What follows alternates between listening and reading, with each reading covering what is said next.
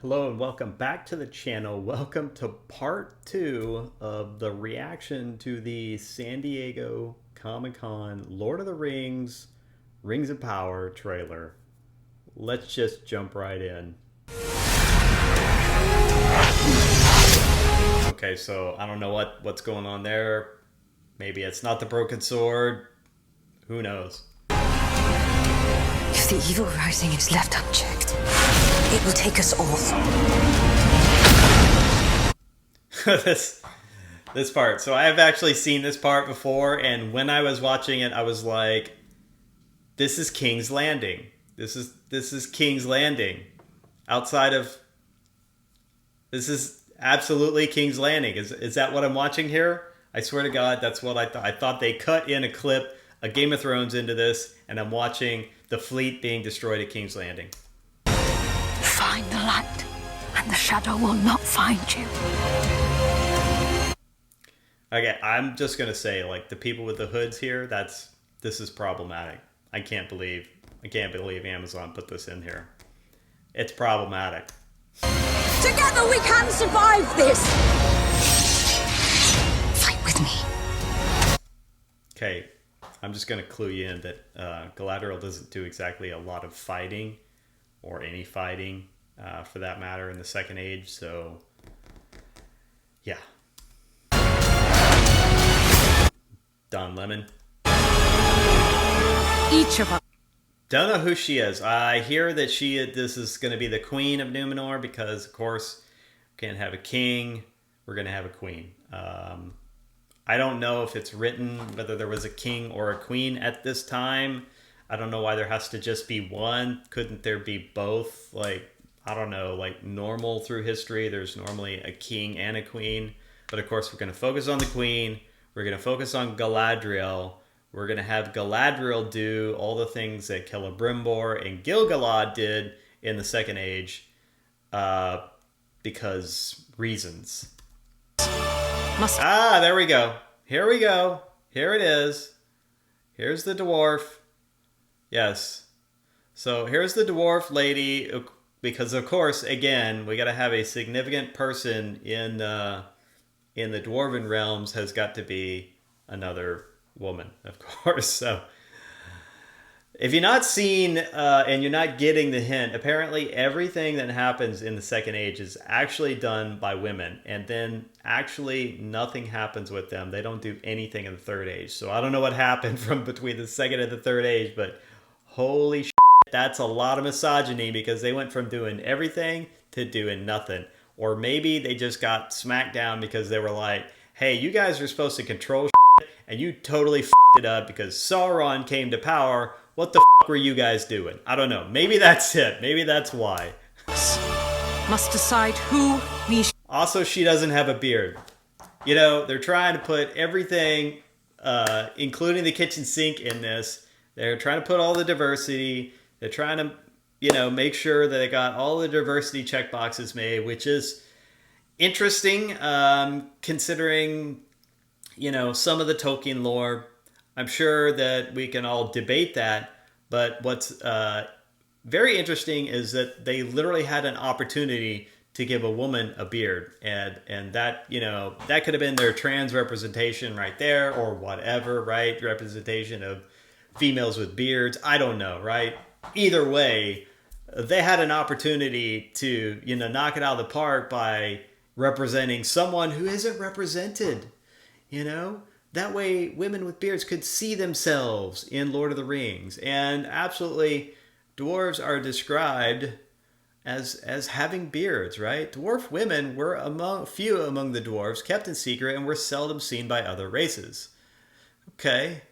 Dwarves wanted their women to be protected from other races, and they usually kept them concealed inside their mountain halls. And that lady does look like she's inside the mountain hall, so that seems to jive. They seldom traveled in the outside world, only in great need, and when they did, they were dressed as men. With similar voice and appearance as male dwarves, even when they are rarely seen, they are usually mistaken for males. Okay. And you could see pictures of women here, and you could definitely see that each of these three women have beards. I'm just saying, this would have been a perfect opportunity to kind of throw something out there that is sort of atypical and just have to be accepted. And they didn't take this route. They totally didn't take this route. I don't know why they didn't get it. Also, I think if they really wanted to have diversity in here, then they would have smashed people of color into the race of men, because the race of men obviously does have people of different color, and even the men of the East are described as being darker skinned. So they were even presented that way in the original Lord of the Rings movies. So that would have been a perfect opportunity to put that in there, and not have any tussles with this Tolkien expert versus that Tolkien expert on whether or not there are tan elves. But whatever, that's neither here nor there, I guess. So let's see if we can get through the rest of this. Okay, again, like, we knew Warrior Galadriel was coming, but there's no Warrior Galadriel in the second age. So I don't know what she's doing here. Going for a swim? Is this, did Numenor just sink? Are they going to show that? Are we already showing that? Or was this from the boat earlier that we saw and it got sunk by the sea beast? Is this Pirates of the Caribbean? There can be no trust between hammer and rock. Eventually, one or the other. I'm going to say the dwarves look like dwarves, though. Like, in general, like, I think the dwarves are well done, right? Other than the fact that the female dwarf that they do show, who is also strangely melanated, and I'm going to say why. Why is that strange? Dwarves live underground. They don't need melanin. They don't need any pigmentation at all. They live underground. That is their preferred place. And in fact, like, they just said the women almost exclusively live underground and almost never travel up top above ground. Almost never. And when they do, then they're disguised as men. So nobody knows, like, people don't think that dwarven women actually exist. This is so much so that that's even a joke, and that's a line in the Lord of the Rings movies, which takes place in the Third Age, which is thousands of years after this. So it doesn't make sense for there to be dwarves with a lot of melanin at this point in time. It doesn't make any sense at all. Surely break.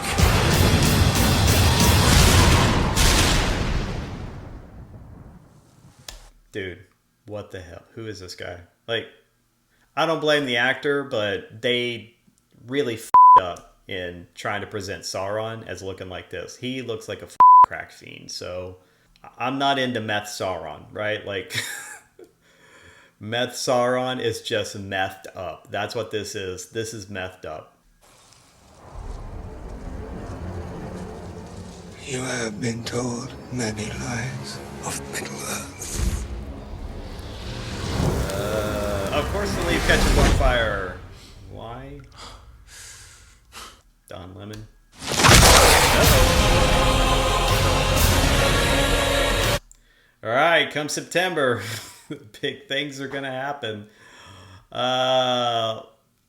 First of all, I gotta say, like, I don't know how well this was received at San Diego Comic-Con. So let's go through this. This is by Bounding into Comics. This is the Lord of the Rings, Rings of Power, San Diego Comic-Con presentation in Hall H. Appears to have been an abject disaster as host Tolkien superfan. Okay, so first of all, let's just stop right there. Okay. Superfans, wouldn't even consider myself to be a Tolkien superfan. I'm a fan, I'm not a Tolkien superfan. And for you to be a Tolkien superfan, in my mind, you need to basically be a Tolkien expert, right? Maybe you didn't get a degree in it, but you're basically an expert, and you've read thoroughly all the books, the Silmarillion, you've read the notes, and you've even read Tolkien's letters, or at least several of them, describing answering various questions on Middle Earth. So I don't think Stephen Colbert has done any of that. I'm sure he's watched the movies. I don't know that he's a super fan, and he's certainly not an expert, especially when he claimed that Celebrimbor created the One Ring. What a bunch of horseshit. Seriously. What a joke. What an absolute joke. And then he's attempting to educate Hall H on how to pronounce Elendil. Okay, whatever. Cast has arrived. Colbert's already annoyed. Charles Edwards, blah, blah, blah. Whatever. And they did say that it's not true. Celebrimbor did not create the One Ring. Elrond clearly describes how Sauron created the One Ring. There's also plenty of There's plenty of annotations for that. Okay, you could just go and read. Okay. Yeah, I'm not going to go through the rest of that. You could see in here Gil-Galad, what he did. I mean, we better see Gil-Galad some. I'm concerned that we're not going to see a lot of Gil-Galad or Celebrimbor. I don't know. But, he is one of the two biggest people in the Second Age in terms of what's happening and what's going on. He's a major character.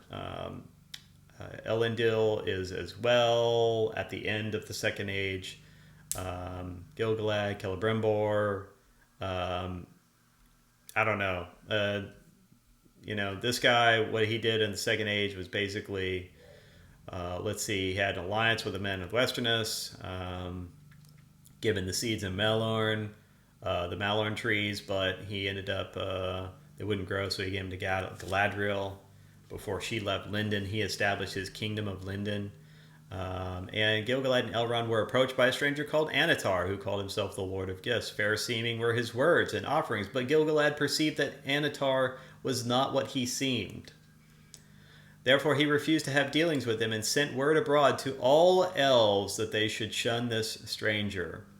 However, Annatar was received in Eregion, where he taught the elves how to make the rings of power, but Gil-Galad's distrust was proven correct, as Annatar was Sauron in disguise, and the rings were tools for his wicked plans to dominate Middle-earth. Later on, Gil-Galad was entrusted by Celebrimbor with the Elven rings. Those are the 3 rings that Celebrimbor made, and those were Vilya, Narya, and what was the other one?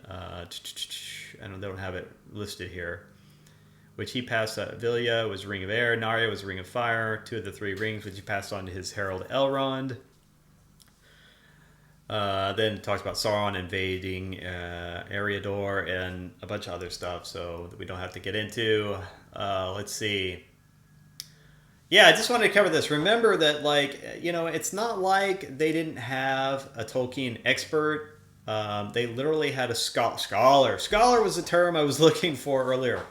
So, again, there's super fans, and then there's scholars or experts. And the scholars are going to literally be people who have studied this. And in my opinion, if they're not degreed, they're someone who has studied so in depth that they might as well have a degree. Super fans are going to be just shy of that, right? They're going to be like novice scholars, essentially. Just in my mind, that's, Stephen Colbert, not a super fan, right? He's definitely not if he thinks Celebrimbor forged the Ring of Power, all right? He's just why in the did they get him and claim that he's a super fan and have him say shit like that?